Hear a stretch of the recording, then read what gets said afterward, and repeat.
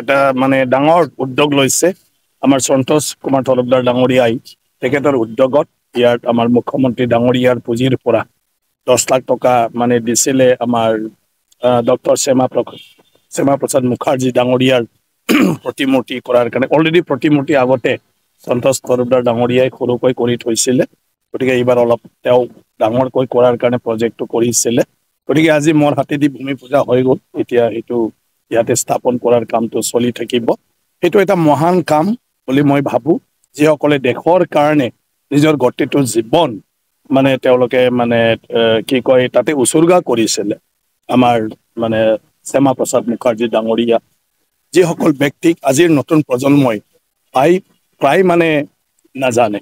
আজি ইয়াত এই প্ৰতিমূৰ্তিটো স্থাপন হোৱাৰ পিছত এই প্ৰতিমূৰ্তিটো দেখা পাই আমাৰ বৰ্তমানৰ যিটো চাম আৰু নতুন প্ৰজন্ম আৰু ভৱিষ্যতৰ প্ৰজন্মই সেইবোৰ চৰ্চা কৰিব সেইবোৰ জানিব আৰু মুখাৰ্জী ডাঙৰীয়াৰ নিচিনাকৈ দেশৰ প্ৰতি এটা কিবা এটা কৰাৰ মানে দায়িত্ব লোৱাৰ এটা চিন্তা নিশ্চয় মানে আহিব মানুহক প্ৰেৰণা যোগাব এইটো মই মানে ভাবো ভাৰতৰ সভ্যতা সংস্কৃতি ভাৰতৰ ৰীতি নীতি দেশবাসী আৰু দেশবাসীৰ আমাৰ যিটো মানে সংস্কৃতি কালচাৰ এইবিলাক ধৰি ৰাখাৰ কাৰণে তেখেতে ইয়াং অৱস্থাতে যুৱ অৱস্থাতে তেখেতে যুঁজি আহিছিলে প্ৰত্যেকটা ক্ষেত্ৰত আৰু তেওঁ ইমান মানে দেশপ্ৰেমী আছিলে যে তেওঁ কেতিয়াবা নিজৰ মন্ত্ৰী পদ ত্যাগ কৰিছিল নিজৰ ৰাজনৈতিক যিটো সুযোগ সুবিধা সেইবিলাকো তেওঁ মানে ত্যাগ কৰিছিল মুহূৰ্তৰ ভিতৰত প্ৰথম স্বাধীন ভাৰতৰ তেখেতে মন্ত্ৰী আছিলে কিন্তু নেহেৰু ডাঙৰীয়াৰ কাম কাজক ভাল নাপায় আৰু এতিয়া দেশৰ হকে নহয় বুলি তেখেতে প্ৰতিবাদ কৰি ফালে এই মন্ত্ৰীসভা তেখেতে ত্যাগ কৰিছিলে মানে মন্ত্ৰীসভাৰ পৰা ৰিজিগনেশ্যন দিছিল আৰু তাৰ পিছত কংগ্ৰেছৰ লগত থাকিলে দেশটো আমি দেশৰ যিটো সভ্যতা সংস্কৃতি সমাজৰ ৰীতি নীতি সেইবোৰ আমি বচাই ৰাখিব নোৱাৰিম বুলি তাৰ পৰা আঁতৰি আহি তেওঁ নতুন চিন্তাৰে নতুন এটা পাৰ্টিৰ দ্বাৰা তেওঁ ৰাজনীতিকত আগভাগ লৈছে আৰু এনেকুৱা ধৰণৰ তেওঁ গোটেই সুবিধা ত্যাগ কৰি অকল দেশৰ স্বাৰ্থতহে কাম কৰিম বুলি তেওঁ কৰিছিলে কম বয়স 53 ইয়াৰ্ছলৈকেহে তেওঁ জীয়াই থাকিলে আৰু 53 ইয়াৰ্ছৰ মাজত প্ৰত্যেকটা মুহূৰ্তত মই তেখেতৰ জীৱনত এইটোৱেই দেখিছোঁ ছাত্ৰ অৱস্থাৰ পৰাই য'ত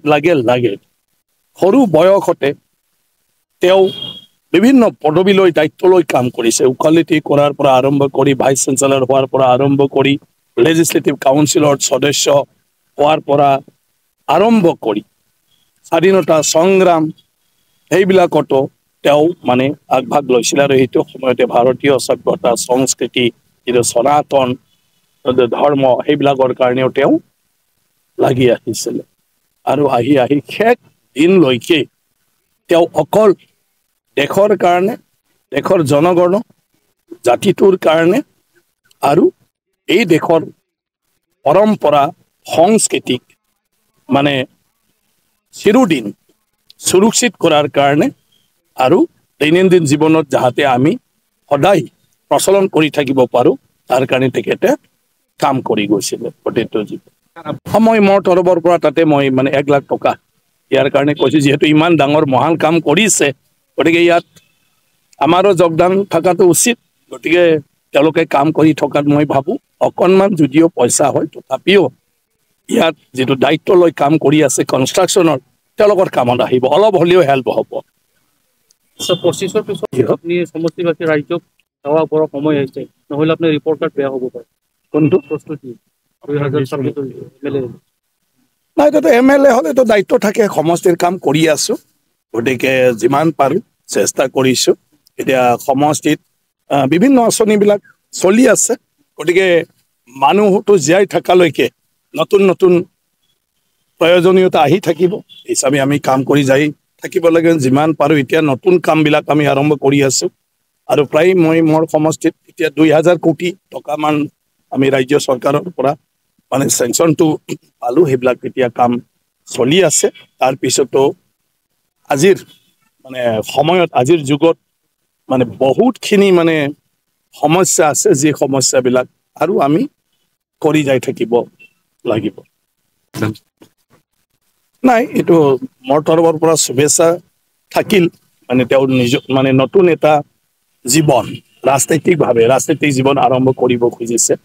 গতিকে যিটো আকাংক্ষা লৈ গৈছে সেয়া যেন সফল হয়। মই সেইটো নাজানো। এইটোতো ৰাজনীতিৰ ক্ষেত্ৰত মানে যোনে যিটো দলত থাকিলে তেওঁ ৰাইজৰ সেৱা কৰিব পাৰে বুলি ভাবে, সুযোগ আছে বুলি ভাবে, তেনেকুৱা দলতে থাকি পেলাই কাম মানে কৰে ৰাজনীতিক কৰা মানুহখিনি। গতিকে কাম্পা বৰদলৈ ডাঙৰীয়া নিশ্চয় নিজৰ ৰাজনৈতিক জীৱনটোত যি দলতে নাযাওক লৈ তাতে তেওঁৰ যিটো সপোন ৰাইজক সেৱা কৰা, নিশ্চয় কিবা এটা মানে তাত এই সুযোগটো দেখিছে কাৰণে তাত থাকি ৰাইজক সেৱা কৰিব খুজিছে।